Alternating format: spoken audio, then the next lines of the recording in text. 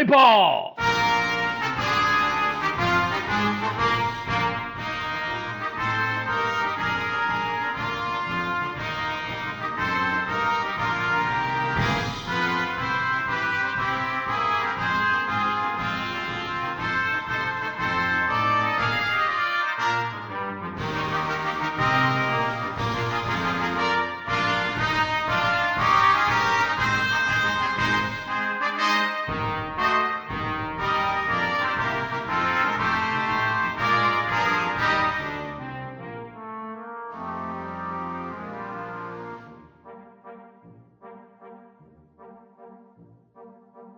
The outlook wasn't brilliant for the Mudville Nine that day. The score stood 4-2, with but one inning more to play. And then when Cooney died at first, and Barrows did the same, a pall-like silence fell upon the patrons of the game. A straggling few got up to go in deep despair.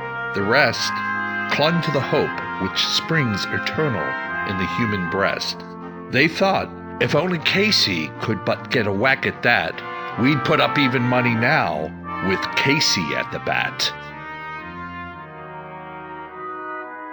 But Flynn preceded Casey, as did also Jimmy Blake, and the former was a hoodoo, while the latter was a cake.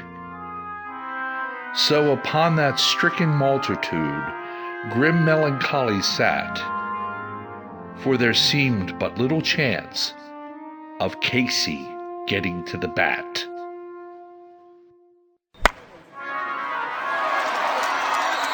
But Flynn let drive a single, to the wonderment of all. And Blake, the much despised, tore the cover off the ball.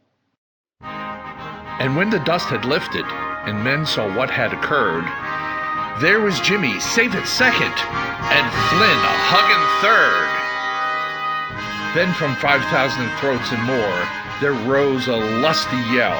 It rumbled through the valley, it rattled in the dell, it pounded on the mountain and recoiled upon the flat. For Casey, mighty Casey, was advancing to the bat.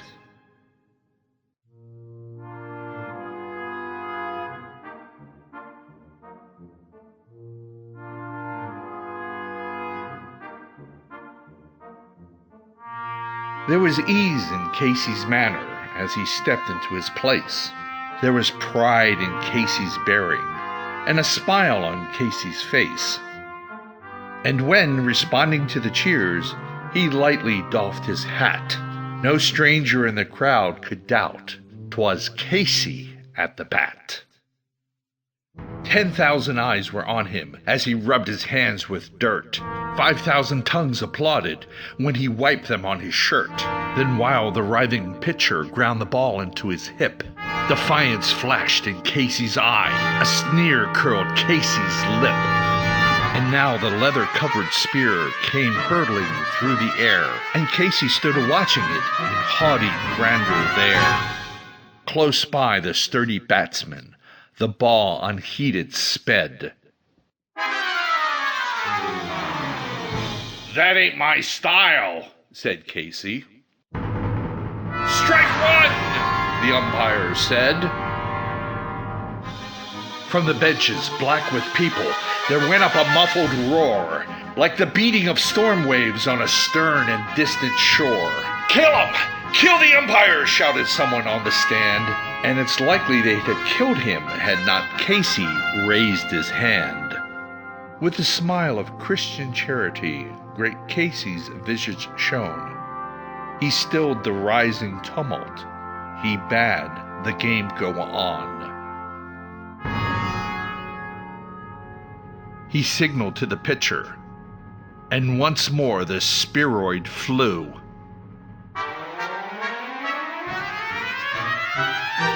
But Casey still ignored it.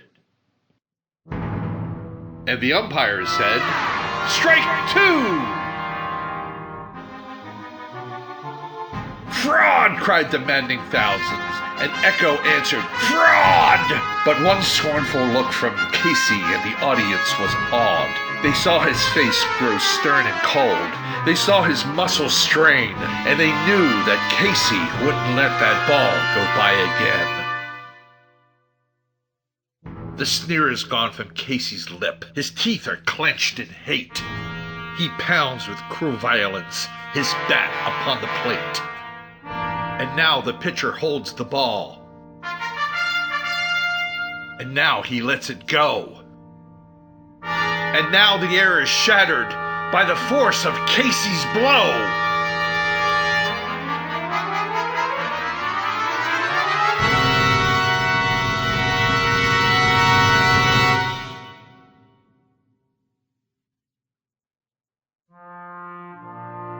Oh, somewhere in this favored land, the sun is shining bright. The band is playing somewhere. And somewhere, hearts are light. And somewhere men are laughing, and somewhere children shout. But there's no joy in Mudville. For Casey, mighty Casey, has struck out.